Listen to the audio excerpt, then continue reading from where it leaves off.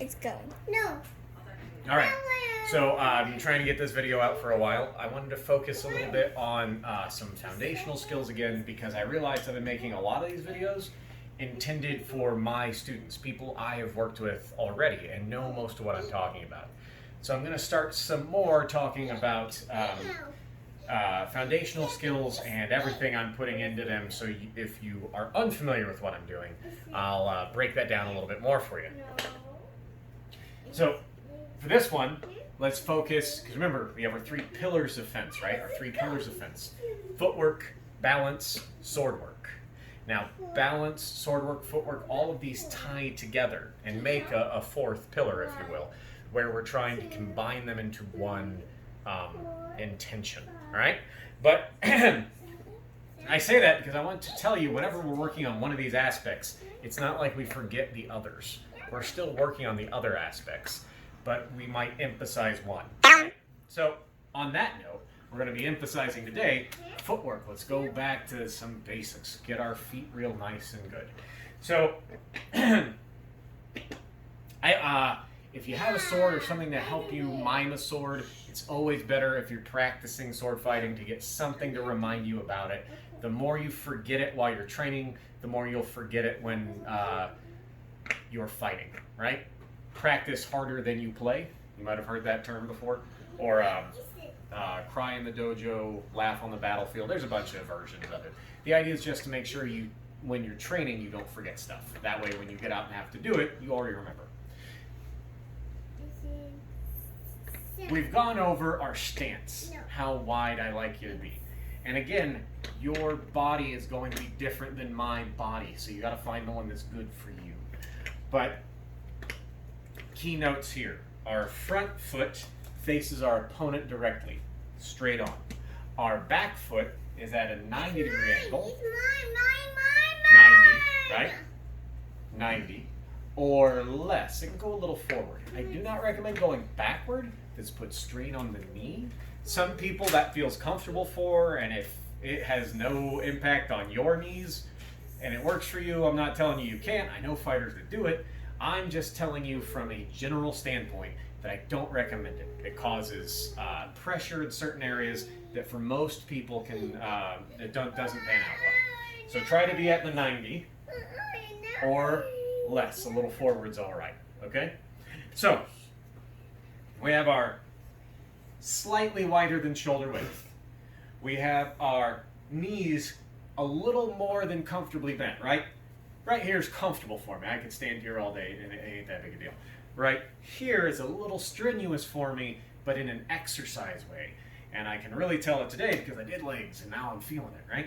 And I've got my foot at slightly less than 90, slightly forward, right? My front foot faces my opponent directly. My sword arm takes my unguard stance and my off arm engages. I am a proponent of putting the offhand at head level in front of you. That way a one-handed sweep covers your center line, and if you missed it, a back sweep covers your center line. So with a simple parry, you've covered the majority of your target areas. I don't believe in this as a first defense, but as an last defense, it's much better than nothing, right? Okay. So again, got our footwork how we want it. Now we got to get a good forward movement and a good backwards movement. When I advance, I want to take about the length of my foot, advance moving forward, right? I want to step about the length of my feet. So an advance should be from all my good mechanics, right? I step. Now it's a little fast there, so I'm going to break it down slow, but I'm going to tell you why you want it fast. Not like you have to go fast. It'll make sense, watch. From my on guard, my front foot starts it, step, and look, my heel is about where my toe was, right? There's my toe, and I take my advanced step, and my heel is about on line with that. And my back foot steps in. Really slow-mo. One more time. Advance, step. Now the reason we want to make this one motion, I'm going to do this towards the camera so you can see it. We want to reduce our telegraph. Every time we move, we want to have as little telegraph as possible. You'll never get rid of all of it, but you can reduce how that works. And remember, we have predator eyes, right?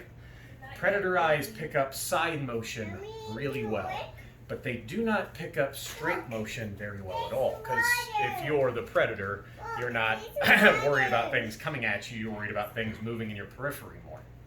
So, if I'm on guard towards my opponent, watch my head, and I step, I have all this additional movement.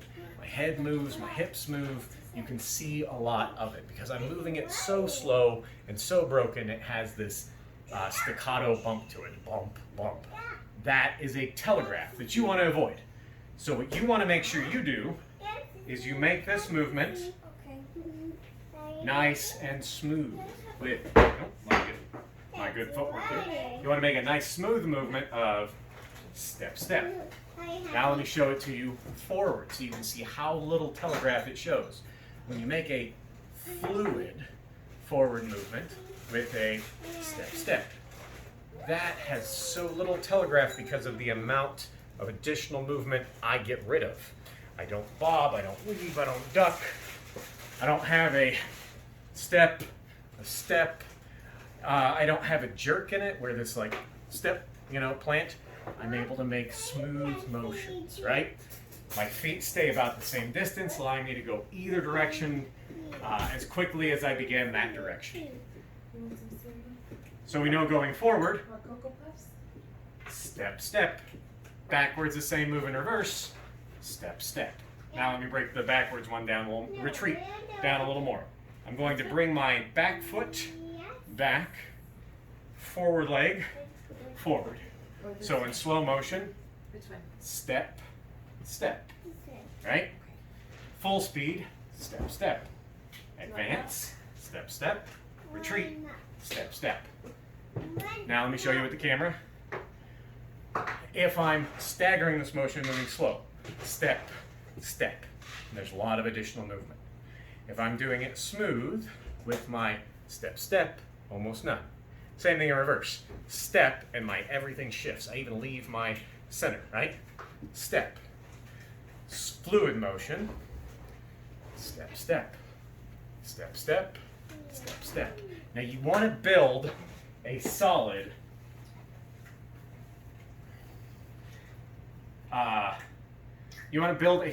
ability to move in a consistent distance, right? I have the step, I'm moving about the same distance every time. You want to have this in your toolbox. This is an effective tool to have. Remember that you need to be able to change it up, right? In order to do that, you can add a ghost step, right? Where instead of just stepping there, I'm going to rotate my back foot slightly. And when I do, this front foot goes extra far. I come up on my toe, it allows me to go farther with my foot. So I can change up my distance. Nothing will get you dead faster than having a predictable pattern, right? You want to be consistent, but not have a pattern. Okay, so we've gone over going forward. We've gone over going backward. Let's put them together in a series of motions to get our good forward-backward movement. On guard. Oh, I can get a little wider, right? And advance. Fluid, smooth. Advance. Advance. Retreat. Retreat. Retreat. Advance. Advance. Retreat. Advance. Advance. Retreat. Retreat. Advance. Retreat. Retreat. Advance. Advance. Advance. Retreat. You want to make sure you can smoothly transition between these directions. All right? So if you haven't been working on only footwork, nothing else. Now, was my sword there? Yeah. Did I maintain balance while I did it? Yes. The pillars should always apply, right? But where was I focusing? Making sure I had a consistent footwork that I could change as desired. All right. So I don't know what you've been working on, but take a day and don't forget, work on your footwork. Okay, if you have questions or comments, please put something down below. I'll do the other elements of footwork like tomorrow, just finish out all the rest of them. But going forward and backward, and we've been working on our lunge for a while now in this series.